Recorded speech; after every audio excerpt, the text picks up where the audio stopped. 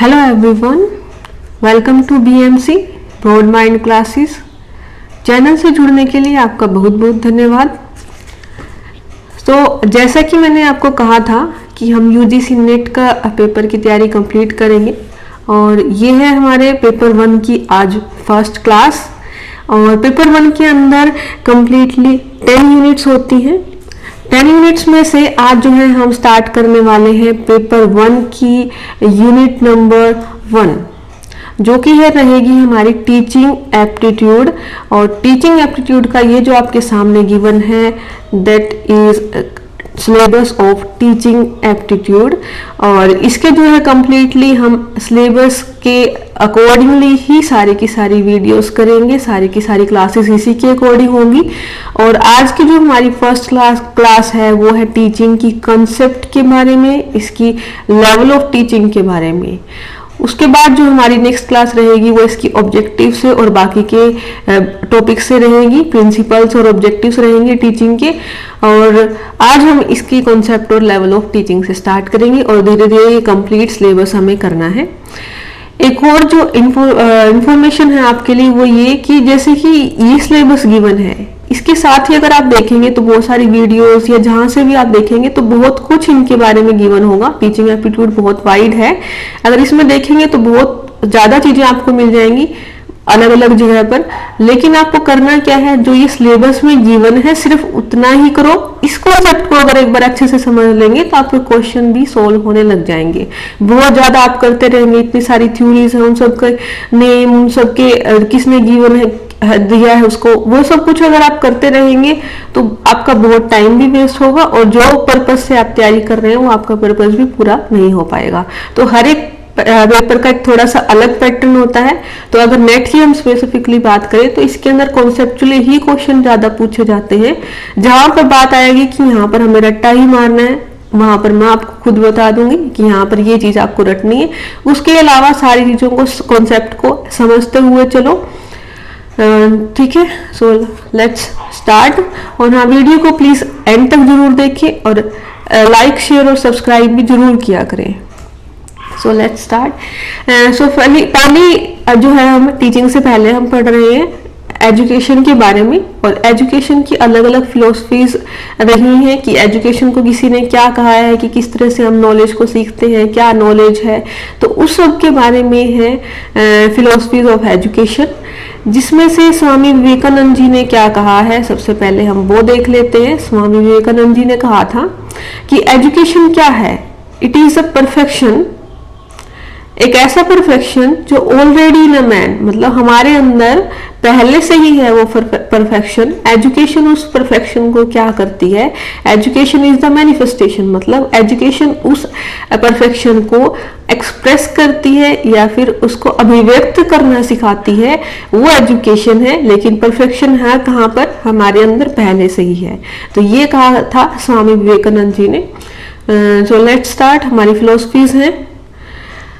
First है हमारी idealism. Idealism जैसे इसके नाम से हमें दिख रहा है, दैट इज आइडियल, मतलब कोई चीज जो हमारी आदर्श रही है उसको हम क्या मान के चलते हैं कि जैसे बहुत सारी चीजें, बहुत सारे लोग हमारे आदर्श होते हैं जिनको हम ये मान के चलते हैं कि उनकी जो नॉलेज थी, उनका जो माइंड था वो गॉड गिफ्टेड था। बहुत सारे लोगों को हम देखते भी हैं कि बचपन से ही बिल्कुल तेज होते हैं, तो वो उनके ऊपर आइडियलिज्म, उनके बेस पर ही एक आइडियलिज्म की थ्योरी बनाई गई है, उनको ध्यान में रखते हुए ही। तो यहाँ पर क्या माना जाता है इस फिलोसफी के अकॉर्डिंगली कि God is the only source, God is the source of all creation, knowledge and mind, मतलब गॉड ने ही सबको बनाया है, सबको नॉलेज दी है और सबको माइंड दिया है। उसके अलावा आप बाहर की चीजों से कुछ नहीं सीखते हैं। अगर आपको भगवान ने दे दिया तो अच्छी बात है, नहीं दिया तो आप जैसा आपको दिया है उसके अकॉर्डिंगली आप सीख सकते हैं। तो ये सिर्फ फिलोसफी कहती है, जरूरी नहीं है कि आप लोग इससे एग्री करें, हम एग्री करें या नहीं करें या सबने एग्री किया होगा। दीज आर जस्ट फिलोसफीज जो कि क्या शो करती हैं कि अलग अलग फिलोसफर ने क्या कहा है, सिंपली उनके एक एक नाम गिवन है। तो इस तरह से हम इसके ऊपर काम करते हैं। जैसे कि स्वामी विवेकानंद जी ने भी कहा है इसके अंदर कि एजुकेशन क्या है, एक मैनिफेस्टेशन है of perfection already in man. तो ये किसको बिलीफ में लेकर के कहा गया है, आइडियलिज्म फिलोसफी को बिलीफ में लेकर के कहा गया है। स्वामी विवेकानंद जी भी आइडियलिज्म के ही फिलोसफर माने जाते हैं, जो कि जैसे कि इनकी डेफिनेशन से भी साफ साफ पता चल रहा है कि ऑलरेडी इन मैन, ऑलरेडी कब होगी, जब गॉड ने गिफ्ट किया होगा, मतलब बाय गॉड गिवन है। तो वही चीज है कि उसी को ही एजुकेशन बाहर निकालती है। तो ये आइडियलिज्म थ्योरी के बेस्ड की ही एक डेफिनेशन है। नेक्स्ट फिलोसफी है हमारी नेचुरलिज्म। नेचुरलिज्म जैसे इसका भी नेम है, नेचर से। तो यहाँ पर हम सारी चीजें कहाँ से सीखते हैं, हमारे नेचर से सीखते हैं। तो nature is the source of all knowledge. Nature ही हमारी कंप्लीट नॉलेज का सोर्स है। और वो हम गेन कैसे करते हैं नेचर से, बाय आवर सेंसेस। तो सेंसेस के गेटवे से होते हुए नॉलेज हम तक पहुंचती है और नेचर से हम सारी चीजों को सीखते हैं। जैसे कि नॉर्मली भी होता है कि हम बाहर की चीजों को देखते हैं, कुछ देखा, कुछ समझा, उस चीज को सीख लिया। तो वो नेचुरलिज्म की फिलॉसफी के अंदर बात ये कही गई है। नेक्स्ट हमारा आता है प्रैग्मैटिज्म। प्रैग्मैटिज्म को क्या शो करता है, इसका मतलब है प्रैक्टिस और एक्शन की, मतलब कि जिस चीज की हम प्रैक्टिस कर लेते हैं, जो चीज हमारे एक्सपीरियंस में एक बार आ जाती है, तो उसको हम जो है सीख जाते हैं या उसकी नॉलेज हमें हो जाती है। फॉर एग्जाम्पल जैसे इसमें कहा गया है कि truth is created during the course of experience, कि आपका ट्रूथ तभी आप किसी चीज को सच मानोगे जब आपके एक्सपीरियंस में वो चीज आ जाएगी। किस तरह से, जैसे कि आप बचपन में थे, आपके घर वालों ने कहा होगा कि आग है, इसके पास नहीं जाना, गर्म होती है, जल जाओगे, लेकिन नहीं मानते हैं। एक बार उस आग, ये तो नहीं कह रहे कि पूरा जा करके देखते हैं, लेकिन एक बार उसको टच करने की कोशिश जरूर करते हैं जब बच्चे होते हैं, क्योंकि जब तक वो चीज हमारे एक्सपीरियंस में नहीं आ गई है तब तक हम उस चीज को ट्रूथ मान ही नहीं रहे हैं। क्योंकि उस चीज को मानेंगे कब, जब हम उसको एक बार टच करके देख लेंगे कि हाँ ये आग है, गर्म होती है, आगे से इसके पास नहीं जाना है। तो यही चीज होती है कि उसको, ट्रूथ को हम तभी मानते हैं जब हम उसको एक्शन में करके देख लेते हैं या उसको एक्सपीरियंस में ले लेते हैं। सो नेक्स्ट है हमारी थ्योरी, दैट इज कंस्ट्रक्टिविटिज्म। कंस्ट्रक्ट का मतलब क्या होता है कि इसके अंदर नॉलेज किस तरह से कंस्ट्रक्ट हो रही है, इसके बारे में ये एक्सप्लेन करती है। इसके जो हमारे अकॉर्डिंग टू जॉन पियाजे और जे.एस. बर्नर ने इसके बारे में कुछ एक थ्योरीज दी थी, जिसके बारे में हम पढ़ेंगे। इन्होंने जो स्पेसिफिकली कहा है वो है स्कीमा, एकोमोडेशन, एसिमिलेटेड। इसका मतलब क्या है कि इन्होंने कहा नॉलेज जो है इन तीनों के थ्रू ही डेवलप होती है। और वो किस तरह से होगी, स्कीमा क्या है, एकोमोडेशन क्या है, एसिमिलेटेड क्या है, वो हम एक एग्जांपल के थ्रू समझते हैं।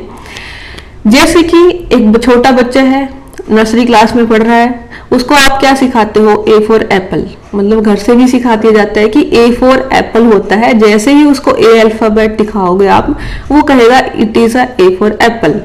ठीक है, तो उसके अंदर क्या हो गया कि स्कीमा पहले से सेट है। तो हमारे अंदर ऐसी नॉलेज जो पहले से ही हमारे अंदर सेट है, उसका क्या बना हुआ है, एक स्कीमा बना हुआ है। उसके बाद उसको क्या कहा जाएगा कि ए फॉर एप्पल होता है, उसको समझाओगे कि एक अल्फाबेट है, ए फॉर एरोप्लेन भी होता है। तो वो क्या करेगा, उस चीज को एकोमोडेट करेगा, मतलब उस चीज को समझेगा पूरी तरीके से कि ओके ए अल्फाबेट है, ए से सारे वर्ड्स जो है वो बनते हैं। तो इस तरह से उसने उस चीज को क्या कर लिया, एकोमोडेट कर लिया। एकोमोडेशन के बाद जैसे ही उसको वो चीज समझ में आ जाएगी, देन वो उसको क्या कर लेगा, एसिमुलेट करेगा। एसिमुलेटेड कहाँ करेगा, जो उसके पास पहले से ही जो स्कीमा ऐड था, ए का स्कीमा उसके पास ये नहीं कि नया था, ए का स्कीमा उसके पास ऐड था, ए फॉर एप्पल था। अब उसने नया स्कीमा उसके अंदर और ऐड कर दिया, मतलब उसको पहले वाले के साथ एसिमुलेट कर लिया, किसी चीज को नई को जोड़ दिया, और वो क्या जोड़ा उसने कि ए फॉर एरोप्लेन भी होता है। तो इस तरह से जो है हम नॉलेज को कंस्ट्रक्ट करते हैं, जो हमारे पास है उसके अंदर हम नई नॉलेज को और ऐड करते रहते हैं, और नई नॉलेज हमें हमारी जो है गेन होती रहती है, और हम एजुकेशन सीखते रहते हैं। तो ये थी एक और फिलोसफी। उसके बाद नेक्स्ट फिलोसफीज के अंदर ही है हमारी दिस इज ह्यूमनिज्म। ह्यूमनिज्म का मतलब क्या है, हमारे वेलफेयर से, ह्यूमन वेलफेयर अगर आपके जैसे कि आपने सोचा कि मुझे ह्यूमन बीइंग के लिए या ह्यूमन वेलफेयर के लिए ही काम करना है, तो आपने क्या किया, अपने आप को सेल्फ एक्चुअलाइजेशन करवाया। और जब हमें सेल्फ एक्चुअलाइजेशन हो जाता है तब हमें खुद ब खुद ही नॉलेज जो है बढ़ती चली जाती है, क्योंकि हम यहाँ पर किस तरह की एजुकेशन को के ऊपर डिपेंड है, ऑन द सेल्फ एक्चुअलाइजेशन। जब आपको खुद ही समझ आ जाएगी तो आप खुद ही अपनी नॉलेज को गेन कर लेंगे। और वो नॉलेज आएगी कैसे, जब आपका इंटरेस्ट होगा एंड वेलफेयर आप करना चाहते होंगे ह्यूमन बीइंग्स की। सो नेक्स्ट फिलोसफी है हमारी, दैट इज रैशनलिज्म। रैशनलिज्म में कहा गया है कि reason as the chief source and test of knowledge, कि आपका कंप्लीटली नॉलेज का जो बेस है वो ओनली एंड ओनली रीजन है। अगर आपको किसी चीज का रीजन समझ में आ गया है या आप कोई नॉलेज क्यों ले रहे हैं उसका रीजन आपको पता है, तो आपकी नॉलेज जो है वो अच्छी भी होगी, प्लस में एक वो है परमानेंट भी होगी। तो इसलिए हर नॉलेज का जो चीफ सोर्स है वो रीजन को इसके अंदर बताया गया है। नेक्स्ट है हमारा एम्पेरिसिस्ट। इसके अंदर कहा गया है कि जो सेंसरी ऑर्गन्स हैं, जैसे कि हमारी आईज हैं, आईज को में से हम देख रहे हैं, जैसे कि आप ये पीडीएफ को पढ़ रहे हैं, तो इससे क्या हो रहा है, आपकी आई सेंसरी ऑर्गन काम कर रहे हैं, सुन रहे हैं साथ के साथ, तो आपके ईयर्स काम कर रहे हैं। कोई चीज जो है हमारे आसपास कई बार फील होती है तो हम उसको फील करके सीख जाते हैं। तो हमारी जो सेंसरी ऑर्गन है, जो 5 सेंसरी ऑर्गन्स हैं, हम सिर्फ उनके थ्रू ही सीखते हैं।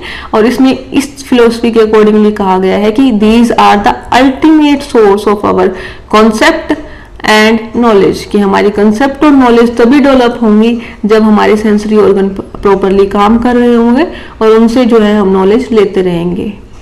सो ये एक अलग फिलोसफी थी। नेक्स्ट है एग्जिस्टेंशलिज्म, मतलब कोई पर्सन कहाँ पर एग्जिस्ट कर रहा है उसके बेस पर ये बनाई गई है। इसके अंदर इंडिविजुअल की एग्जिस्टेंस, उसकी फ्रीडम और उसकी चॉइस को मेन फोकस किया गया है, जिसमें ये कहा गया है कि uniqueness and isolation, uniqueness and isolation of the individual experiences, कि कोई भी पर्सन किस तरीके से सीखता है कि वो एक तो यूनिक है सबसे, उसके खुद की एक्सपीरियंसेस है। और दूसरी चीज जो इसमें सबसे बड़ी कही जाती है वो ये है कि हर कोई पर्सन इस वर्ल्ड के अंदर या इस दुनिया के अंदर किस तरह से आया है, उसका सबका एक अलग पर्पस है। मतलब अपना जो है सबका एक अलग अलग पर्पस है इस दुनिया के अंदर आने का, अपनी एक सबकी एक अलग अलग लाइफ है। तो हम जो है हमें अपना रास्ता खुद बनाना है, अपनी लाइफ के अकॉर्डिंगली बनाना है। और जैसे जैसे आपको अपना पर्पस पता चलता रहेगा, आपको नॉलेज जो है मिलती रहेगी। और इसमें यह है कि डिस्कवर योर ओन वे, आपको अपना रास्ता खुद खोजना है, अपना रास्ता खुद खोजेंगे, आपको नॉलेज जो है वो होती चली जाएगी। तो हर इंडिविजुअल को ये एग्जिस्टेंस की ये बात कर रहा है। नेक्स्ट हमारी फिलोसफी है दैट इज बिहेवियरिज्म। बिहेवियरिज्म के 2 पार्ट्स भी हैं, 2 लॉ दिए गए हैं, law of exercise and law of effect.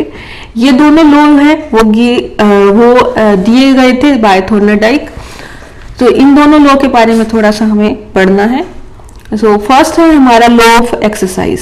Law of exercise क्या कहता है कि कोई भी चीज को जैसे जैसे हम रिपीट के अंदर करते चले जाते हैं, ठीक है, तो वो हमारी क्या बनती चली जाती है, नॉलेज वो बनती चली जाती है।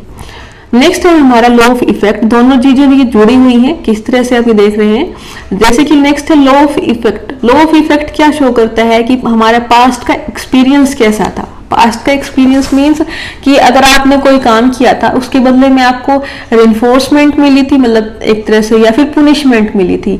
आपको अगर तारीफ मिली होगी उस काम में तो आप उसको फिर से रिपीट में करना चाहोगे और वो क्या बन जाएगा, आपके लॉ ऑफ एक्सरसाइज के अंदर आ जाएगा।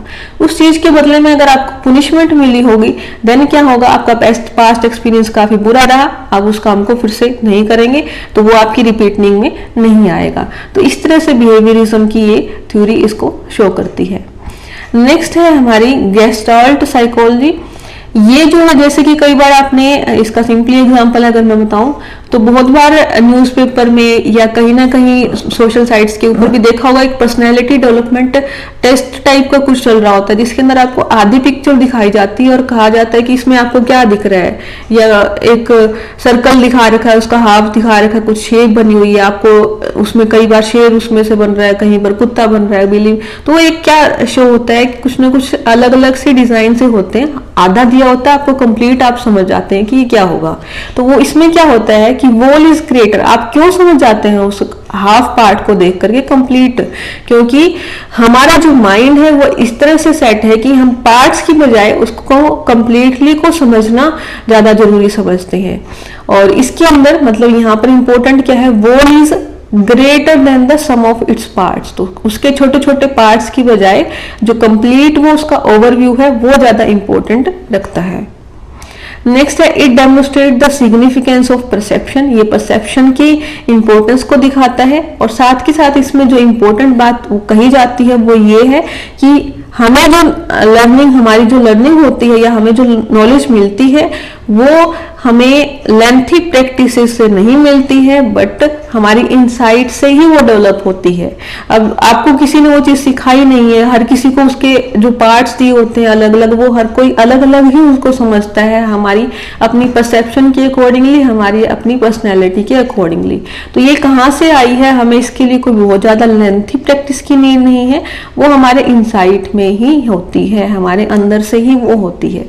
तो ये थी हमारी कंप्लीट फिलॉसफीज। इसमें से क्वेश्चन जो है कभी कभार एक क्वेश्चन बन जाता है नेट के पेपर के अंदर, तो इनके सिर्फ मीनिंग को समझना है आपको, और इसके साथ ही आपका जो है क्वेश्चन मेनली हो जाता है। कई बार क्या गिवन होता है कि जो ये थ्योरी गिवन है, ये जो लाइंस गिवन है, इन लाइंस में से एक लाइन दे दी जाती है और देन आपकी ये किस फिलोसफी के बारे में बात कर रहा है, इस तरह का क्वेश्चन जो है बन जाता है।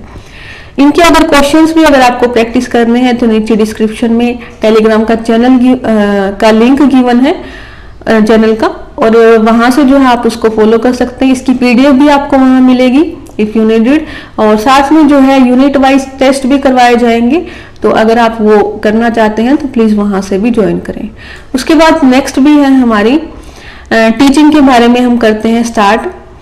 यहाँ पर क्या है, definition and meaning of teaching, कि आपको टीचिंग का मीनिंग क्या लगता है, उसकी डेफिनेशंस क्या होंगी।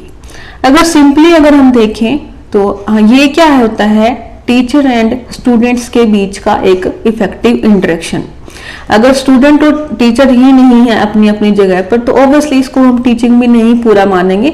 जब स्टूडेंट भी है, टीचर भी है, और उन दोनों के बीच में इफेक्टिवली इंटरेक्शन भी हो रहा है, देन उसको कंप्लीट टीचिंग हम मानते हैं। जैसे कि मैं आपको पढ़ा रही हूँ, आप पढ़ रहे हैं, ठीक है, यहाँ पर टीचर एंड स्टूडेंट भी हैं, लेकिन मेरे को पता कैसे चलेगा कि आपको समझ आ रहा है, आप कमेंट करके बता देते हैं, आपको कोई डाउट है आपने वो बता दिया है, या आपके जो टेस्ट होंगे उसके अंदर आपके अच्छे मार्क्स आ रहे हैं, आपका पेपर क्लियर हो जाता है, तो उससे क्या होगा, मुझे समझ में आएगा कि ये यहाँ पर क्या था, इफेक्टिव इंटरेक्शन भी साथ में था। आपकी जो प्रॉब्लम्स थी वो मैंने सोल्व की, आप मेरी प्रॉब्लम्स को आपने सोल्व किया। तो ये कंप्लीटली क्या होता है, टीचर एंड स्टूडेंट के बीच की इंटरेक्शन होती है। नेक्स्ट होता है टीचिंग की डेफिनेशन ही है ये सारी। नेक्स्ट में कहा गया है कि ये टीचिंग एक ऐसा एनवायरनमेंट क्रिएट करती है, क्रिएट एन एनवायरनमेंट, एक ऐसा एनवायरनमेंट जिसके थ्रू जो है, जिसके अंदर हम एनकरेज करते हैं और लर्निंग थ्रू एक्सपीरियंसेस हम करते हैं, मतलब एक्सपीरियंस के थ्रू और एनकरेज होकर के लर्निंग जहां पर करवाई जाती है, एक ऐसा एनवायरनमेंट क्रिएट करना क्या कहलाता है, टीचिंग कहलाता है। नेक्स्ट है कंसर्न विद द गाइडेंस और डायरेक्शन ऑफ लर्निंग। टीचिंग क्या प्रोवाइड करवाती है, गाइडेंस और डायरेक्शन ऑफ लर्निंग। कंप्लीट आपको कोई भी रट्टा नहीं मरवा सकता है, कोई भी कंप्लीटली याद नहीं करवा सकता है, वो याद तो आपको खुद ही करना पड़ेगा, आपके माइंड को करना पड़ेगा, लेकिन आपको एक अच्छी डायरेक्शन दी जा सकती है, आपको एक अच्छी गाइडेंस दी जा सकती है। अगर आप वो टीचर की जो गाइडेंस और डायरेक्शन सही होगी, टीचिंग भी अच्छी इफेक्टिव होगी और लर्निंग भी काफी इफेक्टिव होगी वहां पर। नेक्स्ट है जो डेफिनेशन है वो है हमारी अकॉर्डिंग टू स्किनर। स्किनर ने क्या कहा था, teaching is the arrangement of contingency of reinforcement.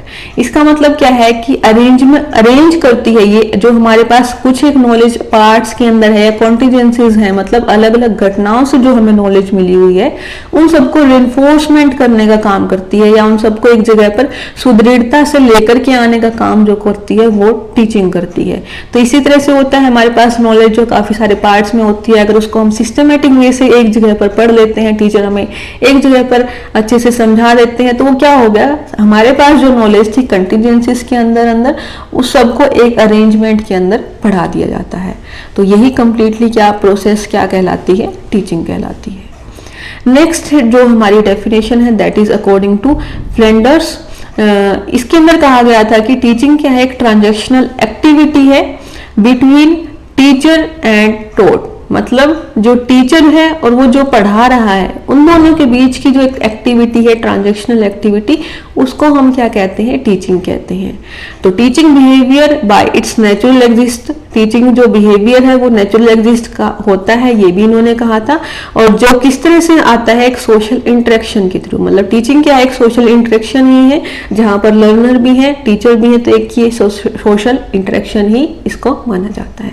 तो ये थी कंप्लीट हमारी definitions and meaning of teaching. Next है objective of teaching. Objective of teaching के अंदर हम देखेंगे कि टीचिंग का उद्देश्य क्या है, वो क्यों टीचिंग जो है की जाती है, क्या मेन पर्पस उसका रहता है। इसके अंदर जो फर्स्ट है वो है कि to bring changes in the behaviour of student. Behaviour के अंदर चेंज करना मेन पर्पस होता है टीचिंग का।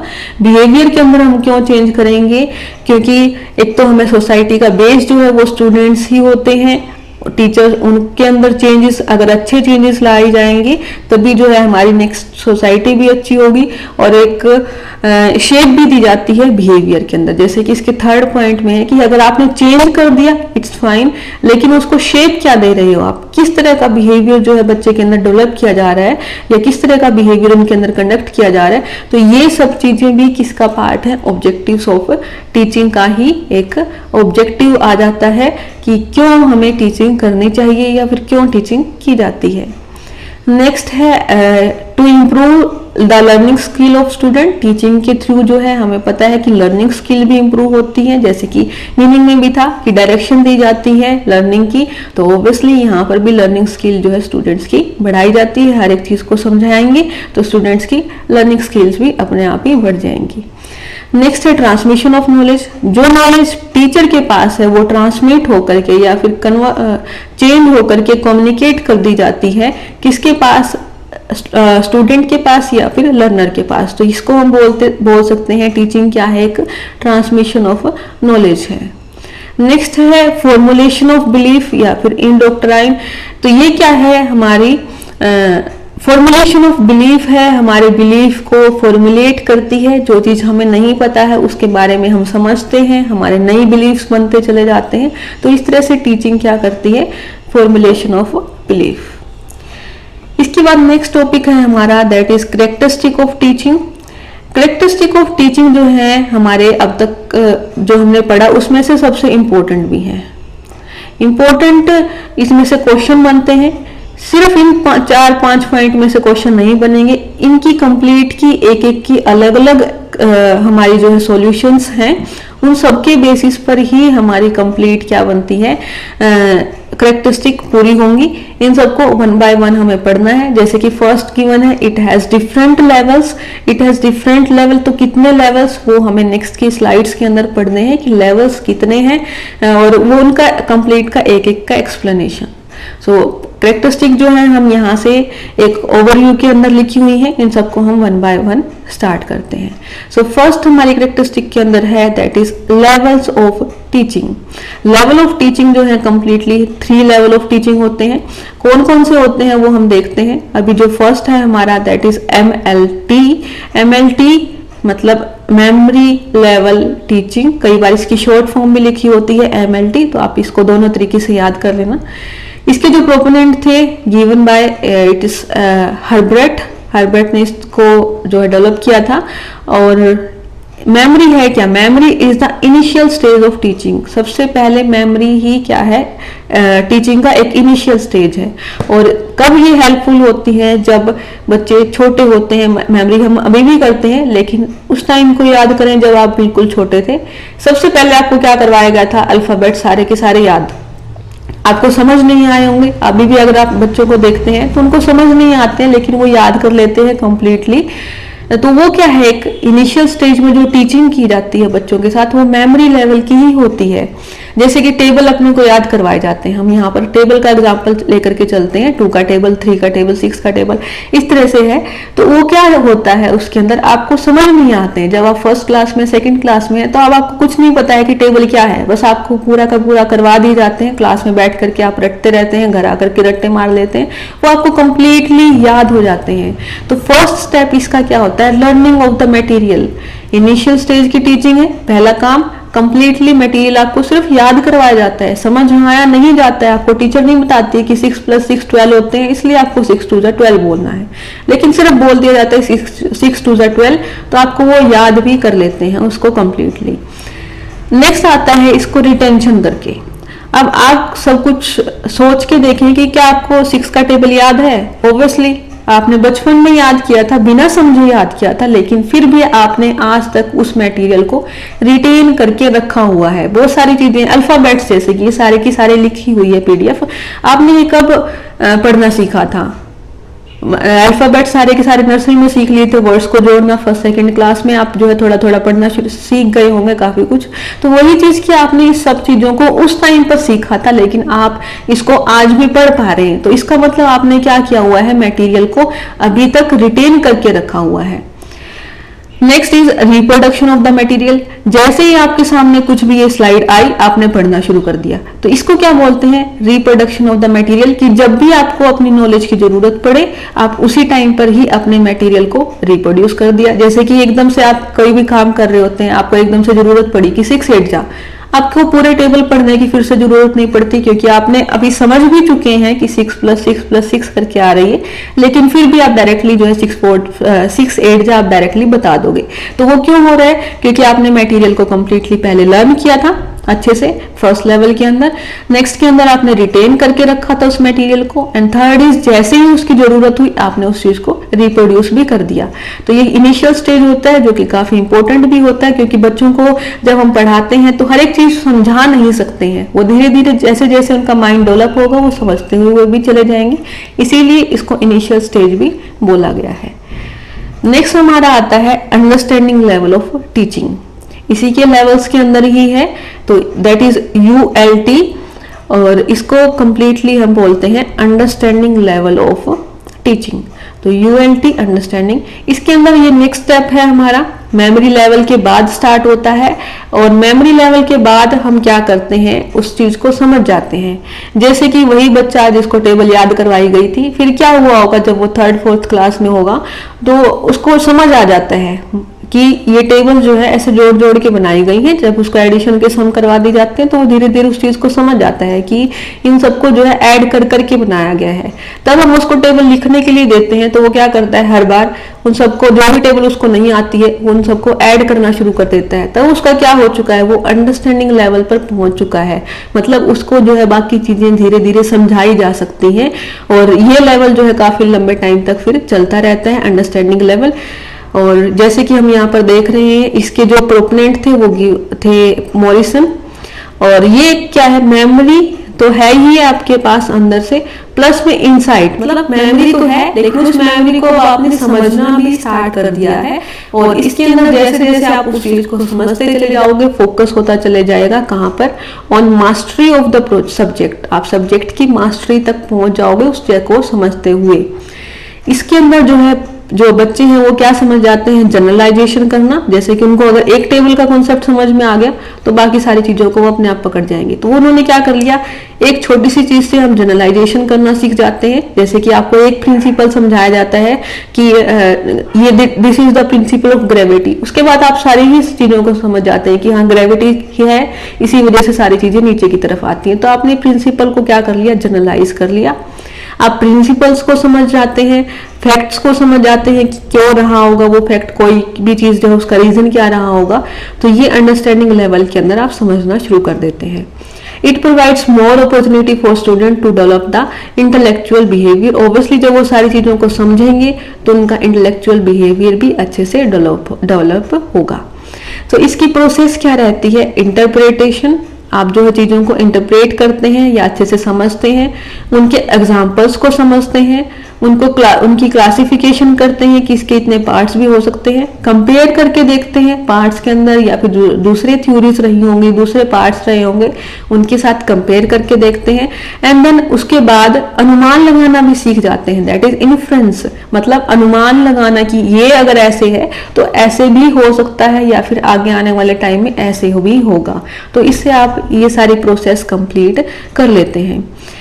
सब्जेक्ट मैटर इज ऑब्वियसली जैसे जैसे आप बड़े होते चले जाते हैं सब्जेक्ट मैटर वाइडर होता चला जाता है। वो ऐसा क्यों होता है? क्योंकि आपने बेसिक को अब समझ लिया है, अब आपका मेमोरी लेवल कंप्लीट हो चुका है, अब आपका अंडरस्टैंडिंग लेवल के ऊपर चलना पड़ेगा, आपको सारी चीजें समझनी पड़ेंगी और जैसे समझने लगेंगे तो आपका सब्जेक्ट मैटर भी काफी वाइड हो जाएगा, काफी कुछ समझने को मिलेगा। Next, application of principle and generalisation of real life situation. आप रियल लाइफ सिचुएशंस को समझना शुरू कर देंगे, उन प्रिंसिपल्स को देखने लग जाएंगे कि हाँ इस तरह की चीजें हमारे जनरल लाइफ के अंदर भी अप्लाई होती हैं। जैसे कि ग्रेविटी की ही प्रिंसिपल हम ले लेते हैं। प्रिंसिपल में हमने पढ़ लिया कि कोई भी चीज हम ऊपर से गिराएंगे वो नीचे की तरफ आएंगे क्योंकि अर्थ के अंदर ग्रेविटी है, वो उसको खींचती है।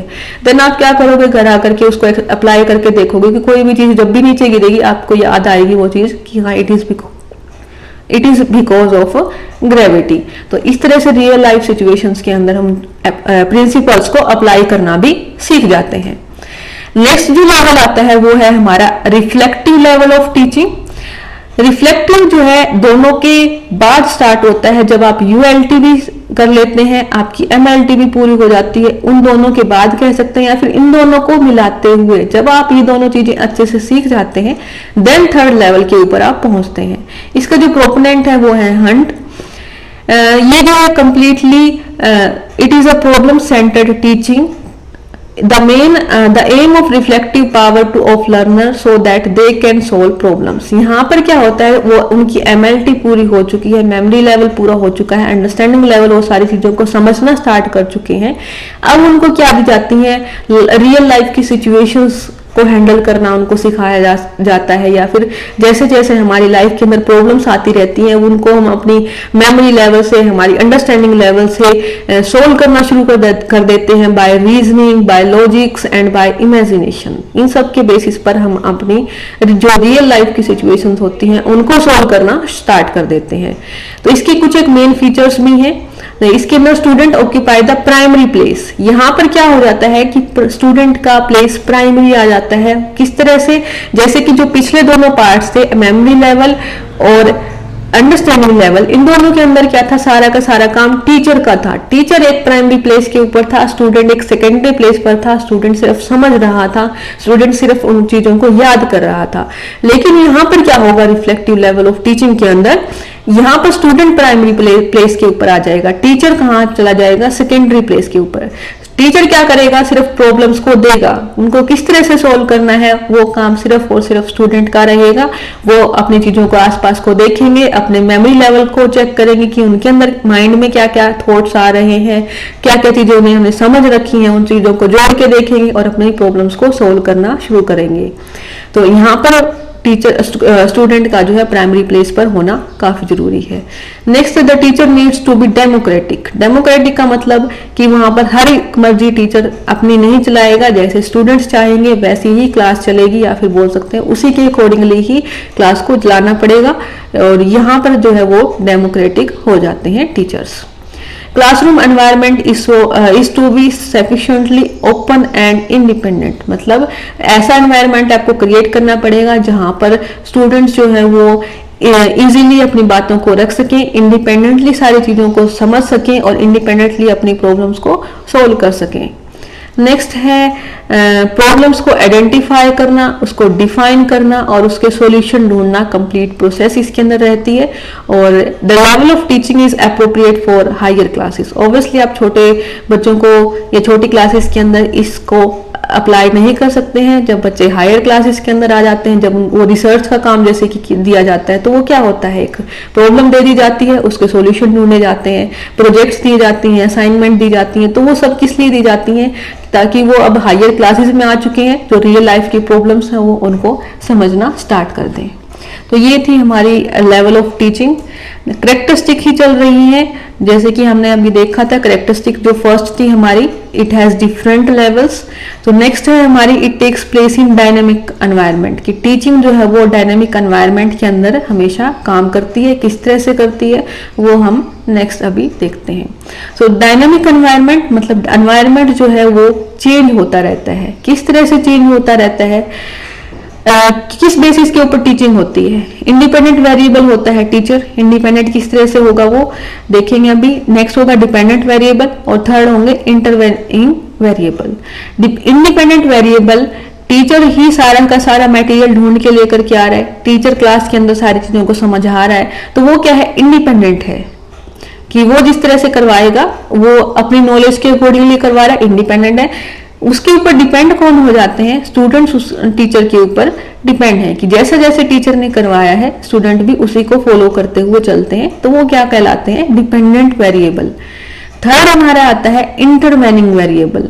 इंटरवेनिंग वेरिएबल क्या होते हैं, जितने भी दोनों के बीच का पार्ट बचता है, सब्जेक्ट मैटर हो गया, टीचिंग मेथड्स हैं, इंस्ट्रक्शनल फैसिलिटीज हैं, मोटिवेशनल टेक्निक, जितने भी हम बोल सकते हैं, जितना भी बीच का पार्ट बचता है वो कंप्लीट क्या कहलाता है, ये सारा का सारा डायनेमिक एनवायरनमेंट का ही एक हिस्सा होता है, teacher, student and intervening variables.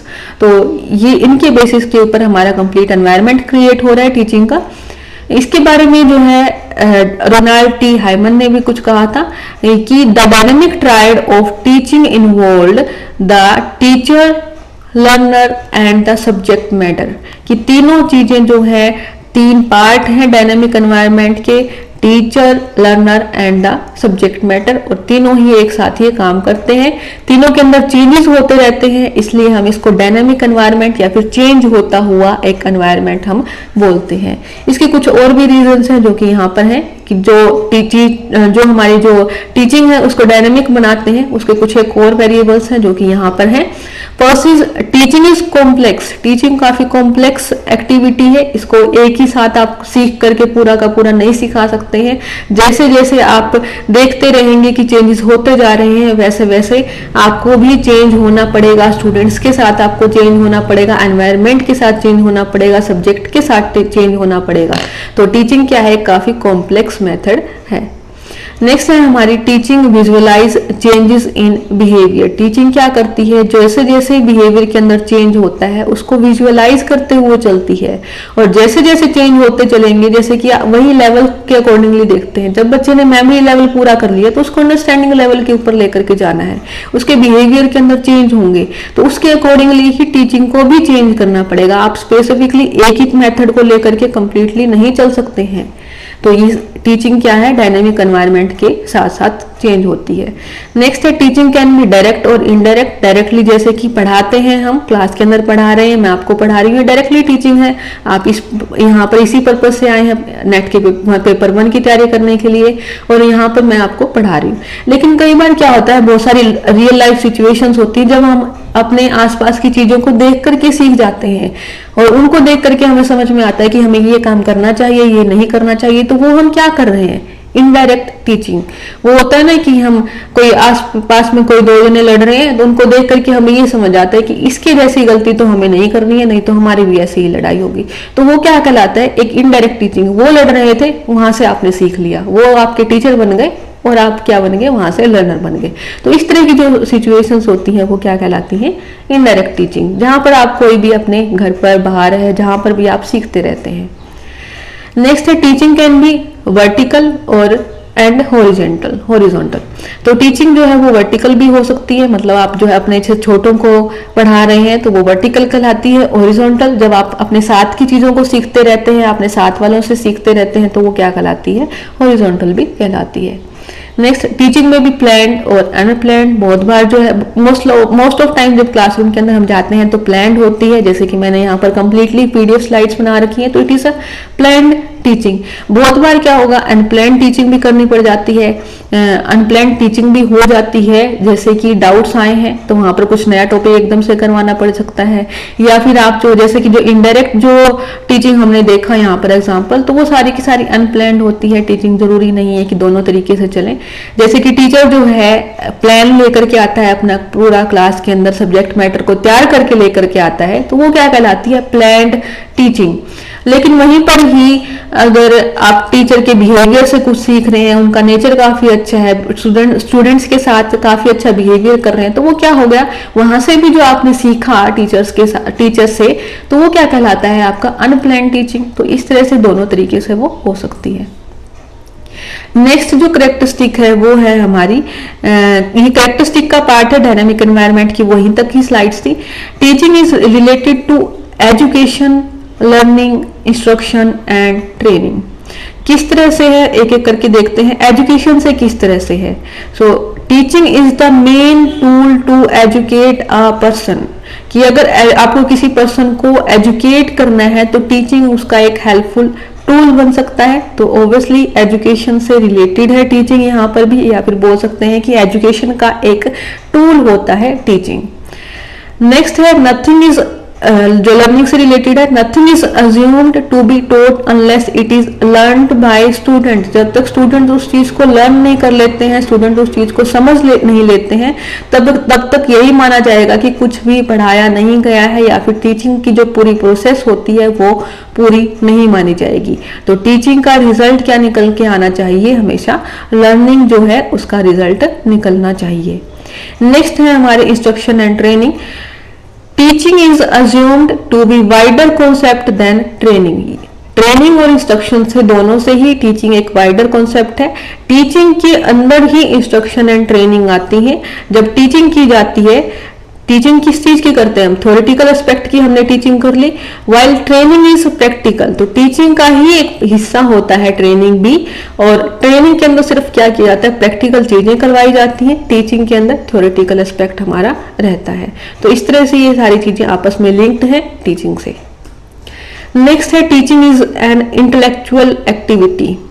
Intellectual activity है टीचिंग। किस तरह से है, टीचिंग एक कॉन्टिन्यूअस प्रोसेस है जिसके अंदर कंप्लीटली एक सुटेबल प्लान आपको चाहिए होता है, क्या काम करना है, किस तरह से करना है, उसके लिए पूरा एक प्लान चाहिए, और achieve desired changes in behaviour. और जैसे जैसे आप एक इफेक्टिवली टीचिंग करेंगे, बिहेवियर के अंदर डिजायर्ड चेंज जो है वो भी आपको फील होना स्टार्ट होगा, उनके चेंजेस को आप जो है अचीव कर पाएंगे। तो कंप्लीटली ये क्या है, बिहेवियर के अंदर चेंज करना, स्टूडेंट्स की लर्निंग स्किल्स को बढ़ाना, तो कंप्लीटली ये क्या है, एक इंटेलेक्चुअल एक्टिविटी है टीचिंग।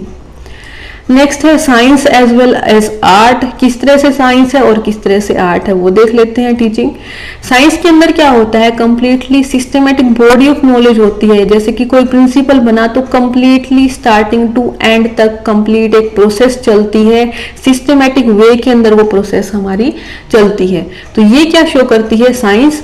और हमारे एजुकेशन के अंदर देखें या टीचिंग के अंदर देखें तो वहां पर भी कंप्लीट एक प्रोसेस होती है, जैसे कि अलग अलग लेवल्स हैं, एक अलग अलग प्रोसेस है कि पहले हमें ये करवाना है, प्लान्ड होती है, सिस्टमेटिक वे से चलती है। अब जैसे कि आप नर्सरी क्लास के बच्चों को जाकर के ये तो नहीं पढ़ा सकते हैं ना, जो हम ये वाली पीडीएफ नहीं पढ़वा करके दे सकते हैं। तो ये क्या शो कर रहा है कि एक सिस्टमेटिक बॉडी ऑफ नॉलेज है साइंस के जैसे ही टीचिंग भी, क्योंकि उसके अंदर हमें एक सिस्टम से ही चलना पड़ेगा कि पहले क्या सिखाना है बच्चे को, उसके बाद क्या सिखाना है, और देन उसके बाद नेक्स्ट लेवल क्या रहेगा। तो ये साइंस की तरह ही एक कंप्लीटली सिस्टमेटिक वे में चलती है।